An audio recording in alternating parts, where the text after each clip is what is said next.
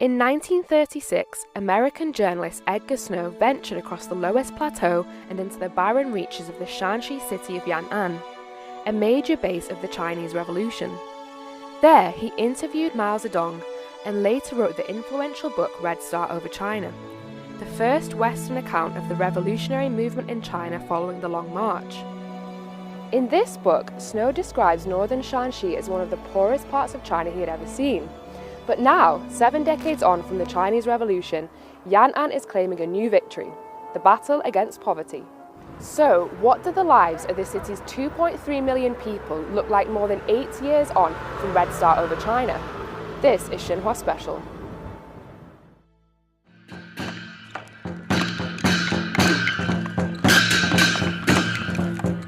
Waist drum dances like these have been bringing a pop of colour and an echo of drum beats to the mountains of Yan'an's Ansai for centuries. Symbolic of northern Shanxi, the dance was once performed to celebrate victory in ancient wars, but now it is performed to celebrate festivals and good harvests. 我感觉一打摇鼓，我这个好压力就下来了，压力下来了，反正慢慢心情也就感觉跟着这个摇鼓这个节奏，慢慢也就好起来了。 But life wasn't always so carefree for Li Dongdong. His parents, wife and eldest son have all suffered serious illnesses, bringing the family huge financial burdens and causing them to fall under the national poverty line. As the only family member able to work, Li turned to his childhood hobby of waist drum dancing to earn a living, an example of how cultural heritage can be the path out of impoverishment. 去年就收入，就光摇鼓就收入1万多一点。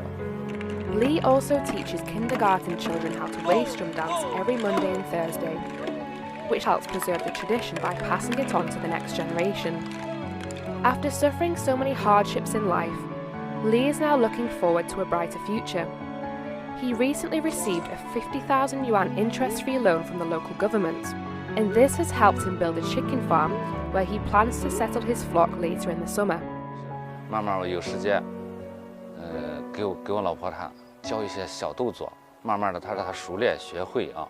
就是我要出去哪里打摇鼓啊，该把她带上，带出去转一转。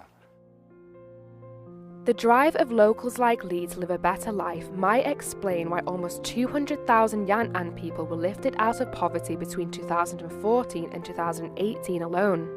Besides cultural heritage, Yan'an's Green Revolution has been a big part of the city's poverty alleviation journey.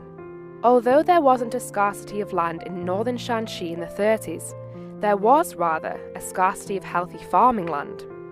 Drought and soil erosion led to what Edgar Snow described as slanting farms and frequent landslides.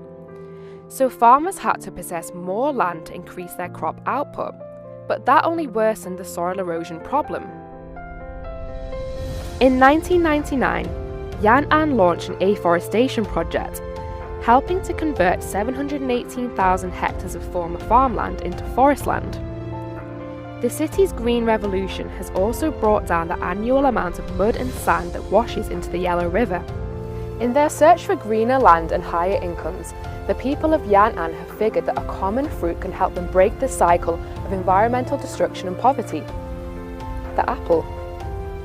In a tiny village in Luochong County, Wang Wangsheng has lived with his wife Cheng Xiuping for decades. When their son was growing up, they spent all the money they could on his tuition fees to ensure he got a good education. In 2015, Wang joined an agricultural cooperative that provided him with fertilizer and technical support in effective apple growing. He learned how to thin blossom clusters, which allows the most nutritious apple flowers to bloom. Wang then received 10,000 yuan from a poverty alleviation fund and used that money to buy shares in the cooperative so he could build a new but humble home for him and Xiuping.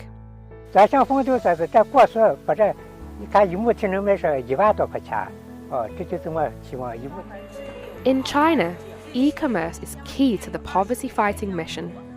When this fruit company started selling its apples on China's e-commerce giants like Taobao, Tmall and JD.com in 2014, its annual sales grew to 5 million yuan. And this year, that number is expected to hit 50 million yuan.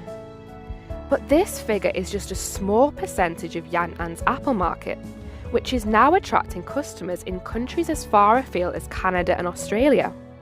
In 2018, the city's total apple output value reached 12.87 billion yuan. As counties like Luochuan benefit from outgoing apples, villages like Chujunfus are benefiting from incoming tourists. For camping villagers, the Yaodong, or house cave, has become quite the attraction.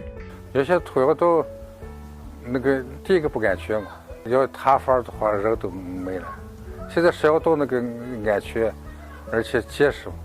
像这个窑洞，它在300年绝对没问题。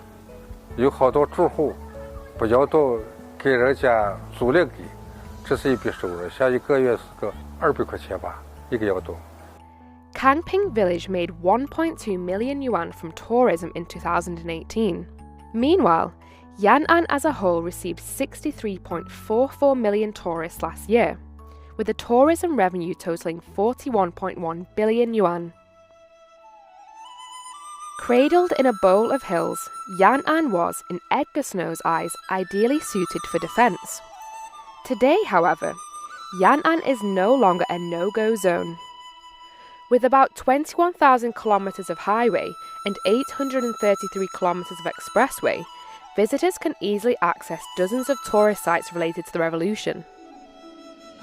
Like a waterfall's constant flow of water, Yan'an now has a constant flow of tourists, which is helping the locals live a much better life. With today's Yan'an unrecognisable from the one Edgar Snow described in his book, China is now one step closer to achieving its goal of eradicating absolute poverty and building a moderately prosperous society by 2020. See you next time.